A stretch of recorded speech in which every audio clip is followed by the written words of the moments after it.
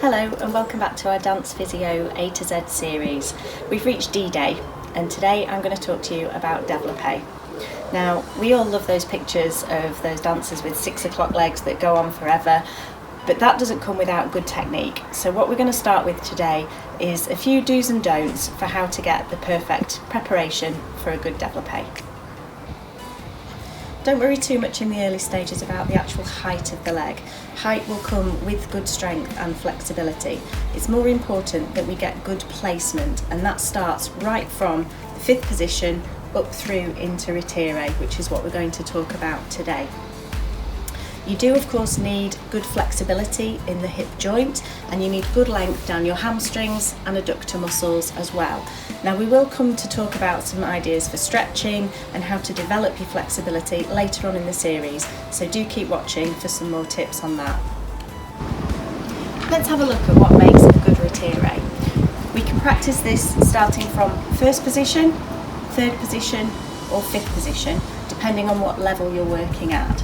And it also links nicely with the videos that we've done previously. We need to have good strength at our foot and ankle, we need to have good balance as we'll be standing on one leg, and we need to have good placement around our pelvis, which relies on good core strength. So hopefully you've been working at those exercises we've done already and things should be starting to improve.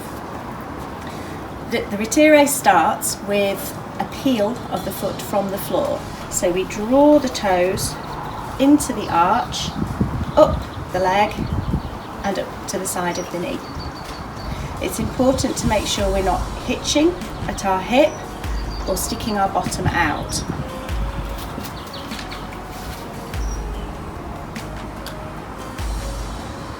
So let's look at that again. We peel the toes, draw the foot up the shin to the notch at the side of the knee, taking care not to hitch. We want to drop the back of the leg into the joint so that we don't stick our bottoms out, and also be careful not to sit into the working leg. From the ritire position, the unfolding of the leg can go devant to 2nd or backwards into arabesque. All of the movement from ritire comes through an attitude position, and it's important not to start with a low leg that we then have to try and lift, which is really hard work. The trick is to get the height from the attitude. So from your good ritire position, all I want you to practice is lift to attitude and back, and 2nd and back, and arabesque and back. As always, it's important to warm up before doing any of these exercises. Make sure your hip joint feels nice and loose. It can feel quite a strain to do lots of the ritire into attitude position. So as young dancers, we need to be careful that we're not straining through our hip joints and only working to the level of our own ability.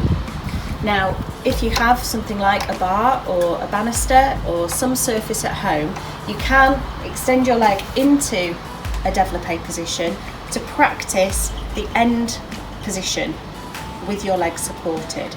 This takes a lot of the strain out of the joint. What you have to be careful of here is that you're working in a nice square position.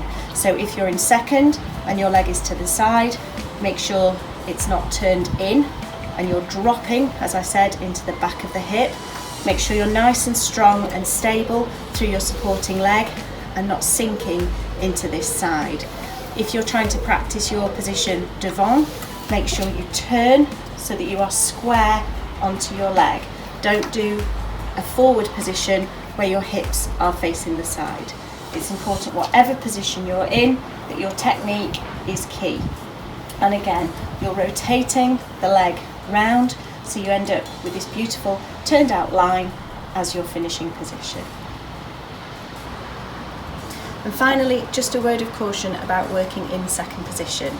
It's tempting to try and get what we call a flat 2nd, but not many people are flat turned out. And again, that puts a lot of strain through the joint and also compromises this core stability at the pelvis. Work to your own level of turnout, which might mean in 2nd, working with the leg slightly forward. This is better to maintain that drop down into the hip rather than swinging off your supporting leg, which obviously compromises the position at the foot and ankle and places unnecessary strain through that area. I treat a lot of dancers with hip problems in my clinic, and hopefully some of the pointers we've gone through today will help you stay injury free. If you do have any specific problems or any comments and queries, please don't hesitate to get in touch and I'll be happy to help. I'm Sarah from Peak Physiotherapy and hope to see you again soon.